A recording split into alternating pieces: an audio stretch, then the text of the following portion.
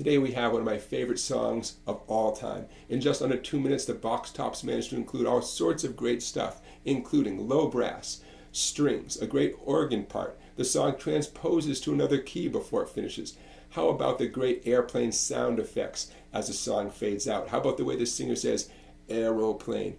And who was that singer? A 16-year-old named Alex Chilton, who had a #1 hit record here with the Box Tops for 4 weeks. And Billboard magazine in 1967 called this the Song of the Year. In 2 minutes. How long have I been talking to you, right? All right, so I managed to take a 2-minute song and now stretch it into a nice long video for you. Here it comes. When you play the letter, it's nice to include the intro to the tune. It's all downstrokes, it's easy, and it leads nicely into the A minor you need to kick off the verse. Check this out. 1, 2, 3, 4, 1.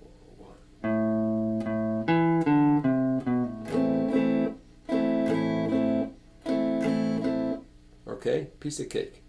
Now let's talk about the chords you'll need for this song. A minor, like I said, G, D, you'll need E major, and you'll also need F. Now, if F is problematic for you, check out the description of this video. I've included a link to a video I made on a bunch of options for the F chord, okay? So if you have problems with the F right now, check out that video, and you'll find an F grip that works for you, and then you can apply it to this tune and a lot of other tunes, because as you know, probably the F chord shows up all over the place. All right, so that takes care of the chords for the fretting hand and that nice little intro riff. In this clip coming up, we'll talk about the strum pattern for your right hand. I'll use an A minor chord to illustrate the strum pattern for the verse. Down, up, mute, up, down, up, mute, upstroke. And that final upstroke was on open strings, okay? I want you to make that a habit because that's how you'll facilitate a timely chord change to the next chord, and the song is constantly changing chords. When I mute, I'm using the flesh of the edge of my right hand. Down, up, mute, up, down, up, mute, upstroke. Now you're not just letting go of the chord on that final upstroke, you're actually actively changing to the next chord. It's far more important to nail that chord without missing a beat than it is to give the listener one more stroke of the previous chord, okay? Slowly, out of context, it might sound kind of weird to hit those open strings, but trust me, as you get faster, what the listener is really going to focus on is the confident strum on the new chord, and the sound of that final upstroke on the open strings is really going to get lost, okay? So don't worry about that at all. Now, speaking of slowly, this is not an easy thing to put together, this kind of strumming and the chord changing. So I want you to practice slowly, but we all differ on what slowly means. Here's what I mean by practicing slowly. Down, up, mute, up, down, up, mute, upstroke. Okay, see how slowly my picking is going? And if you can play this, great. But if you are challenged by it, please go as slowly as I just did or even slower. Okay, you got to play mechanically first, and then it becomes musical. But you got to get through that mechanical period, okay? That's my little copyrighted phrase, mechanical versus musical. You got to be mechanical first, okay? You'll get there. All right, so that's the strum pattern for the verse, and I think you're ready to go. 3, 4. Give me a ticket for air.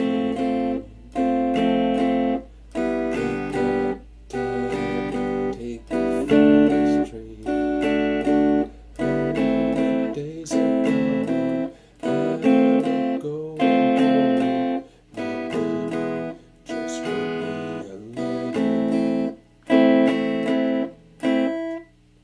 That's how the first verse goes. The second verse is exactly the same, except there's one more measure of the A minor before it goes into the bridge. That's all. Okay? Now, a couple of tips about this. Light grip with your pick, okay? A light grip. You don't have to always strum the maximum number of strings allowable. When I'm strumming the G chord, I know I'm allowed to strum all 6 strings. I might not hit all 6 strings. That's okay. Nice light touch, especially on the way up. Anytime you're doing upstrokes, you'll have a nice light touch, and maybe only hit 2 or 3 or 4 strings on your way up, okay? So there's the strum pattern for the verse, and notice I was leaving early, right? I was abandoning the chord and transitioning to the next chord on the final upstroke of each measure. One more little detail about strumming and singing along. So many people have asked me over the years, Is there a trick to getting good at playing and singing at the same time? So I've given it a lot of thought. And here's what I've come up with. You have to be really, really, really good at the guitar part, okay? If you're not confident about the guitar part, whether it's the strumming or the chords or both, it's really hard to multitask and sing at the same time, okay? So if it's not happening, practice the guitar more, okay? Practice, practice, practice. If it comes naturally, fantastic. But for a lot of us, it doesn't come naturally, especially if you're doing a rhythm guitar part for the first time. So be patient with yourself, okay? You can do it, but you might need to really put in a lot of time on the guitar before you start multitasking and sing at the same time. But here's another tip. Humming along can be a nice stepping stone, okay? Instead of worrying about the exact lyrics and the exact melody, hum along while you play, and that can really help you make a big step in the right direction for singing and playing at the same time. All right, let's head on to the bridge. Wrote me a letter saying she couldn't live without me no more.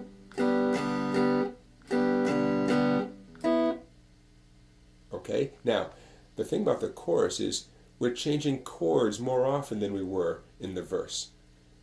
Now for especially the first 4 chords in the sequence, check out this strum pattern. Watch this in slow motion. I'm on the C chord.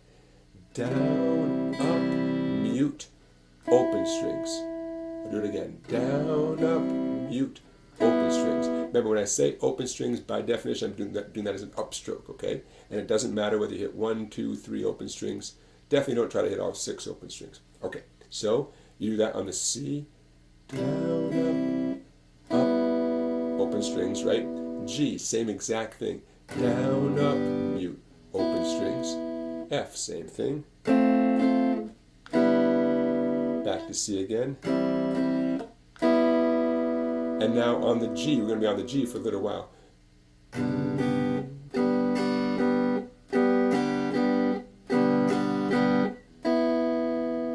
we're about to start the whole process over in the song, Listen, Mister.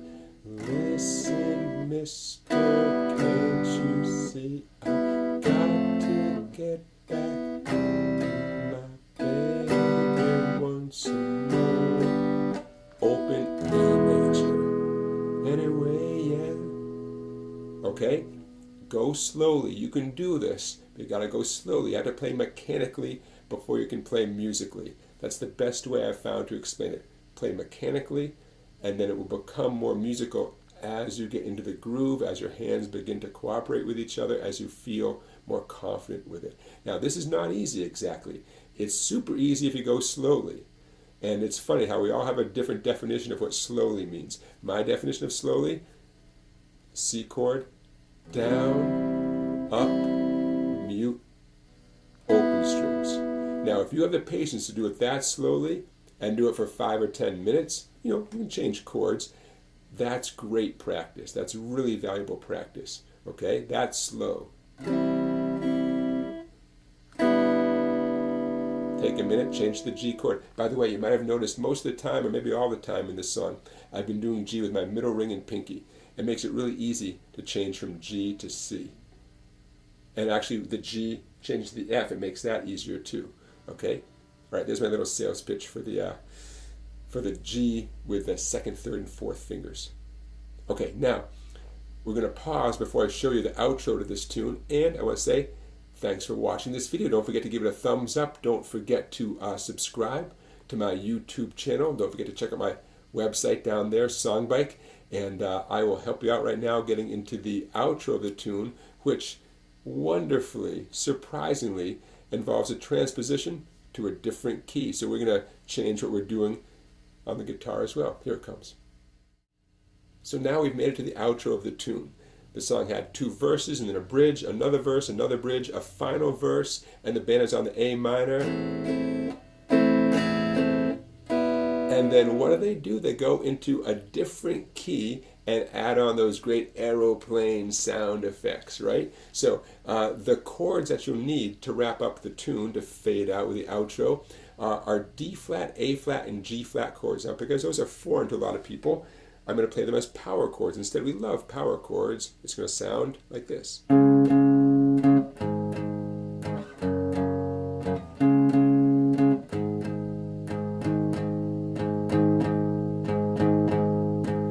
Okay, all you need is 2 fingers. The D flat power chord, you can see the tab on the screen in front of you there, index finger, 5th string, 4th fret, and by definition, with any power chord, the other note is always going to be the ring finger, always on the next skinnier string down, always 2 frets higher. So 4th string, 6th fret. There's your D flat. Check out this strumming.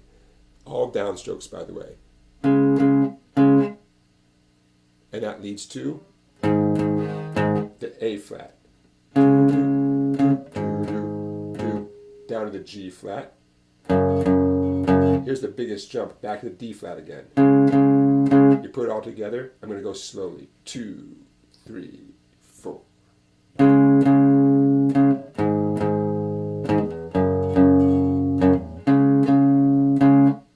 And then you're home free, back to the A flat.